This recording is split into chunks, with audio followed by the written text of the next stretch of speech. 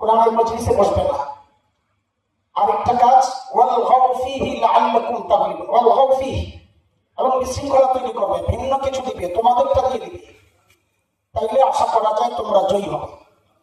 আমরা যদি আমাদের এই বর্তমান শিক্ষা ব্যবস্থায় লক্ষ্য করি তো একদম স্পষ্ট এই আয়াতের হুবহু বাস্তব প্রয়োগ এটাই দেখছি আমরা। কোরআনী শিক্ষা থেকে জাতিকে দূরে সরানোর জন্য তাদের যা যা করণীয় দরকার কৌশল সব তারা অবলম্বন করেছে। আমাদের প্রবন্ধকার এবং আমাদের অত্যন্ত স্নেহের ছোট ভাই মুফতি জুবাইর এবং আমাদের বগুড়া থেকে আগত গ্রামের মানুষ মুফতি মোনাওয়ার হোসেন হাফিজাহুল্লাহ, তিনি নিজে বলেছেন, এটার জন্য বললাম।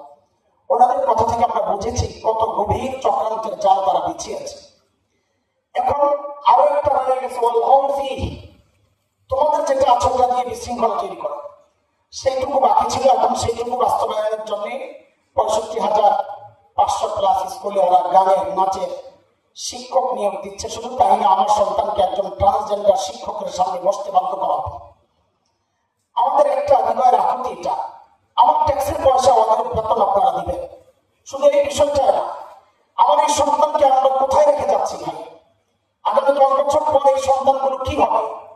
আমরা প্রায় বলি নৈতিক শিক্ষা, ধর্মীয় শিক্ষা মানুষকে শুধু আল্লাহর সাথে মিলিয়ে দেয় না, প্রত্যেক ধরনের শিক্ষা মানুষকে মানুষের সাথে মিলিয়ে দেয়। মানুষের মধ্যে যে সুসম্পর্ক, পারিবারিক সম্পর্ক, এই সম্পর্ককে মজবুত করতে পারে একমাত্র ধর্মীয় শিক্ষক।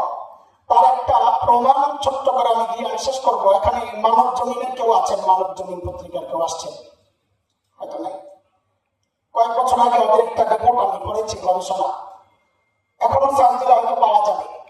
উচ্চ শিক্ষার হার যত বাড়ছে, সন্তানের সাথে মা বাবার দূরত্বটাও তত বাড়ছে।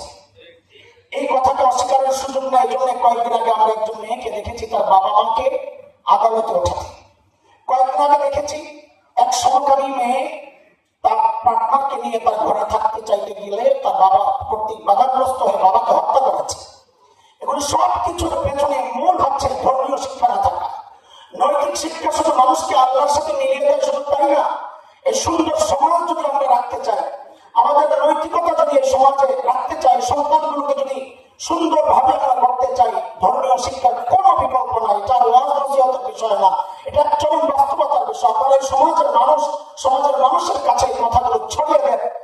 এটা শুধু ধর্মীয় দিক থেকে নয়, যদি সুন্দর সমাজ চান, সুন্দর পারিবারিক জীবন চান, তাহলে এর কোনো বিকল্প নাই। সাথে আমি শেষ করবো, যেহেতু অনেক আলোচনা হয়েছে, আমাদের জাতীয় নেতৃবৃন্দ এখানে আছেন। আমি আমার মসজিদে, আমি ছোট মানুষ, আমার জায়গা থেকে আমি যতটুকু পেরেছি, গত জুমায় আমাদের